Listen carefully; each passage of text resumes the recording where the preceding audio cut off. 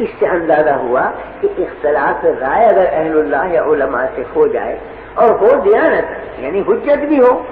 کوئی مذاق نہیں، لیکن بے ادبی یا تمسخر یا تضحیق یہ کسی حالت میں جائز نہیں، اس لیے کہ بہرحال وہ عالم دین ہے جس سے آپ اختلاف کر رہے ہیں، اس کا مقام اور منصب نیابت رسول کا ہے، وہ نائب رسول ہے، اس کی عظمت واجب ہوگی۔ آپ امام ابی حنیفہ کے فقہ پہ عمل کرتے ہیں، 50 مسئلوں میں خلاف کرتے ہیں امام شافعی، لیکن ادنا درجے میں بے ادبی ذرہ برابر امام شافعی رحمہ اللہ کے قلب میں نہیں آ سکتی مومن کے، اس لیے کہ جیسے امام ابی حنیفہ واجب التعظیم ویسے امام شافعی واجب التعظیم، دونوں آفتاب اور مہتاب ہیں دین کے، دونوں سے نور حاصل ہو رہا ہے، برکت حاصل ہو رہی ہے، تو کس طرح سے جائے گا کہ ادنا درجے کی گستاخی؟ تو گستاخی کرنا جہالت کی علامت ہے، استہزاء کرنا جہالت کی علامت ہے۔ موسیٰ علیہ السلام نے جب نصیحت کی ہے قوم کو اور فرمایا کہ یہ فلاں مقتول زندہ ہو جائے گا اگر بچڑے کا ذبح کر کے اس سے ملا دو، تو بنی اسرائیل کہتے ہیں کہ اتتخذنا ہزوا، کیا آپ مذاق کر رہے ہیں، زندگی کر رہے ہیں ہمارے ساتھ، کہاں بچڑا، کہاں اس کا ذبیحہ، کہاں مقتول کی لاش کو ملانے سے زندہ ہو جانا، کیا تعلق بچڑے کو اور زندگی کی؟ اتتخذنا ہزوا، کیا مذاق کرتے ہیں؟ فرمایا قال اعوذ باللہ ان اکون من الجاہلین، میں اللہ سے پناہ مانگتا ہوں کہ میں جاہلوں میں شمار ہوں، یعنی دل لگی اور تمسخر جاہل کی علامت، یہ جاہلوں کا کام ہے، علم کا والوں کا کام نہیں ہے کہ تمسخر کریں، اس لیے کہ وہ ادب کے خلاف ہے اور ادب پر دین کا مدار ہے، تو تمسخر بے ادبی اور بے ادبی سے دین ضائع ہوتا ہے۔ تو ایک ہے رائے کا اختلاف، ایک ہے کسی عالم سے مسلک کا اختلاف، لیکن ایک ہے اس کی بے ادبی، اختلاف جائز ہے، بے ادبی کسی حالت میں جائز نہیں۔ میں نے حضرت مولانا تھانوی رحمۃ اللہ علیہ کو دیکھا، مولانا احمد رضا خان صاحب مرحوم سے بڑا اختلاف ہے، بہت سی چیزوں میں اختلاف، کہیں قیام کے مسئلے میں، کہیں عرس کے، کہیں میراث کے، لیکن جب مجلس میں ذکر آتا ہے تو فرماتے مولانا احمد رضا خان صاحب مرحوم، یہ فرماتے۔ ایک دفعہ مجلس میں بیٹھنے والے ایک شخص نے کہیں بلا مولانا کے احمد رضا کہہ دیا، حضرت نے ڈانٹا، خفا ہوئے، فرمایا عالم تو ہیں اگر کہ اختلاف ہے رائے کا، تم منصب کب کی بے احترامی کرتے ہو، کس طرح جائے گا؟ رائے کا اختلاف اور چیز ہے، ایک عالم کی عزت کرنا اور چیز، تو بہرحال وہ حجت سے اختلاف کر رہے ہیں، یہ الگ چیز ہے کہ ہم اس کو خطا سمجھتے ہیں، ہم اس کو صحیح نہیں سمجھتے، لیکن جب وہ ایک حجت رکھتے ہیں غلط یا صحیح، تو حجت سے اختلاف کرنے کا حق حاصل ہے اہل علم کو، اس تو توہین کا کیا مطلب، بے ادبی کا کیا مطلب؟ یہ برا سمجھا کہ لفظ مولانا نہ لگایا اسے، حالانکہ مولانا تھانوی رحمۃ اللہ علیہ کے مد مقابل تو مولانا چھوڑ گئے انتہائی گستاخی سے یاد کرتے ہیں، مگر مولانا اہل علم میں سے تھے، وہ تو نام اگر علم کا آیا تو ادب ضروری سمجھتے، چاہے مخالف ہو، چاہے بالکل معاند بھی ہو، مگر ادب کا رشتہ ہاتھ سے نہیں چھوڑتے۔ میں نے سنا واقعہ حضرت مولانا محمد قاسم صاحب رحمۃ اللہ علیہ نانوتوی کا کہ دہلی میں قیام تھا، تو حضرت کے خدام میں تھے وہاں چند حضرات مقیم، ایک تو حضرت شیخ الہند مولانا محمود حسن صاحب موجود تھے، دوسرے شاگرد مولانا احمد حسن صاحب محدث امروہی وہ بھی وہاں موجود تھے،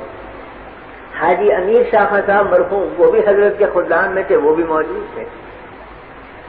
تو مولانا احمد حسن صاحب مرحوم نے اپنے ہمجولیوں میں بیٹھ کر یہ فرمایا کہ بھائی دلی میں لال کنویں کی مسجد کے جو امام ہیں ان کی قرات بہت اچھی ہے، تو چلو کل صبح کی نماز ان کے پیچھے پڑھیں گے، قرآن شریف بہت اچھا پڑھیں۔ تو شیخ الہند رحمۃ اللہ علیہ نے غصے میں فرمایا کہ تمہیں شرم نہیں آتی بغیر، وہ ہمارے حضرت نانوتوی کی تکفیر کرتا ہے وہ امام، ہم اس کے پیچھے نماز پڑھیں گے، جب وہ حضرت مولانا کو کافر کہتا ہے ہم نہیں پڑھیں گے ایسے شخص کے پیچھے نماز، اور کوئی ذرا سخت لہجہ اختیار ہے۔ یہ جملے حضرت نانوتوی کے کان میں پڑے، تو اگلے دن حضرت نانوتوی رحمۃ اللہ علیہ ان سب شاگردوں کو لے کر اسی مسجد میں پہنچے صبح کی نماز پڑھنے کے لیے، اسی امام کے پیچھے جا کے نماز پڑھی۔ نماز کا جب سلام پھیرا تو چونکہ لوگ اجنبی تھے، یہ تو نمازیوں نے دیکھا کہ بھئی یہ ہیں تو کچھ علماء صورت مگر ہیں اجنبی، تو کچھ کے گوئیاں ہوئی کون ہے معلوم ہوا کہ تو حضرت مولانا محمد قاسم صاحب اور یہ ان کے شاگرد مولانا شیخ الہند محمود الحسن صاحب ہیں اور یہ مولانا احمد حسن محدث امروہی ان کے تلمیذ ہیں۔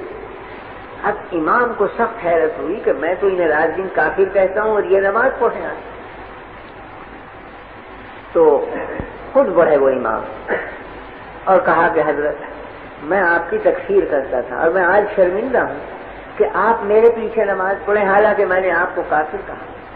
فرمایا مجھے قدر ہے آپ کے کافر کہنے اور میں آپ کی اور زیادہ عزت بڑھ گئی میری نگاہ میں کیونکہ آپ نے کافر کہا مجھے، کیوں؟ اس واسطے کہ آپ کو یہ روایت پہنچی کہ میں توہین کرتا ہوں رسول اللہ صلی اللہ علیہ وسلم کی، تو آپ کی غیرت ایمانی کا یہی تقاضا تھا کہ آپ مجھے کافر کہیں۔